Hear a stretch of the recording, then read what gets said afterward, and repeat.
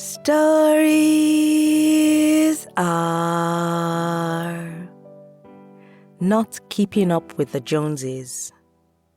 My name is Osadumebi, and every week I will tell you a short story written by a Nigerian writer or author. That's the long and short of it. So without much ado, this week's story is by Mirabel Anyanwu, and it's titled, "Should I take the bus or book the Uber?" I once had a crush on a guy who worked at the headquarters of a very prominent bank. One of those places where the office air smells like expensive perfumes, ambition, and just a sprinkle of superiority. He used to tell me I wasn't up to the standards of the girls in his office.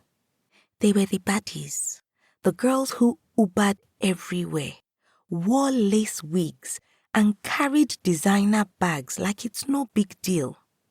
I was just me, a well-spoken, talented digital marketer who on most days took a bus or bike to save money for things that actually mattered, or not. For him, the comparison was massive, and that was not enough. "Look, you have to fake it till you make it," he would say. "Dress how you want to be addressed. Spend money on yourself so that certain people don't think they can talk to you." And if I dared hint at cost, he would say, "You can't afford it. Well, that's your problem. Just figure it out." I remember one time I tried, and for some reason, my self-esteem dropped. Fast forward to now, and I find myself caught in a messy little twist of life. One of my friends, who happens to work in that same bank, recently stayed over at my place. She's an amazing person, someone I would definitely want to keep close. But here's the thing. Her lifestyle makes me sweat. We took Uber everywhere, and by Sunday afternoon, the number in my bank account was looking like it had been through war. Was I acting above my means? Absolutely. Could I afford it? Well, I did, at the cost of my sanity and my financial planning for the week.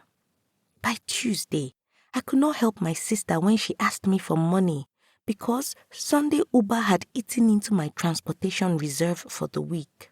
Chai! Although, it was interesting to see a glimpse of what he spoke about. And this is where my dilemma comes in. Should I fake it till I make it? Should I spend on wigs, clothes, and overpriced rides just to look and feel like I've already made it? Like a big girl, when I'm clearly not. My friend is a big girl. I don't think I am. Should I push myself to live a life I cannot afford right now so that people will respect me? Or should I live below my means, stick to the humble buses and bikes, and risk being judged for not looking like I belong in certain spaces? Because let's be real with ourselves. Perception matters. The world respects you a little more when you look the part.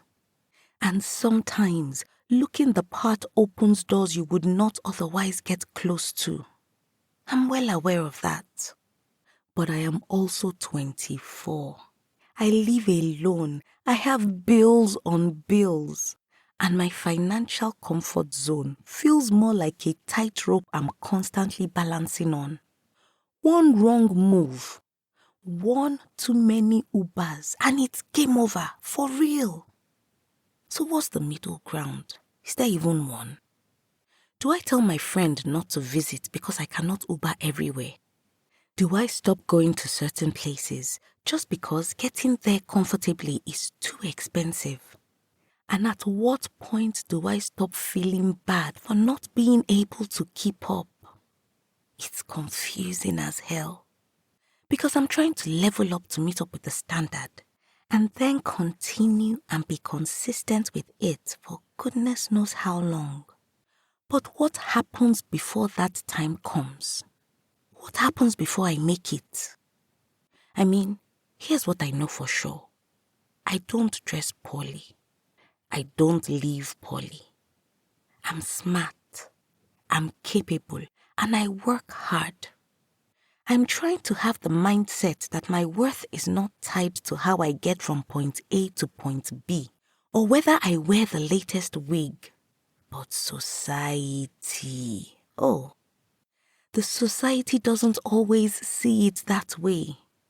And sometimes I catch myself wondering, am I doing enough to look the part?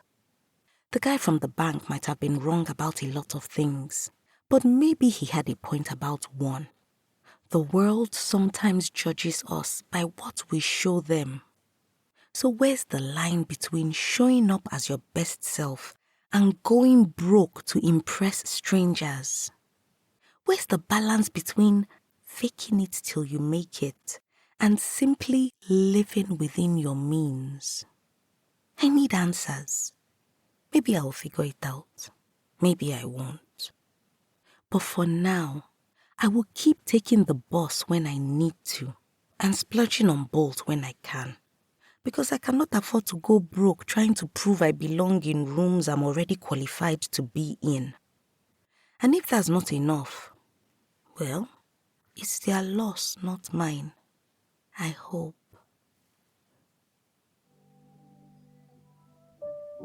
Mirabel Anyanwu is a digital marketer who resides in Lagos.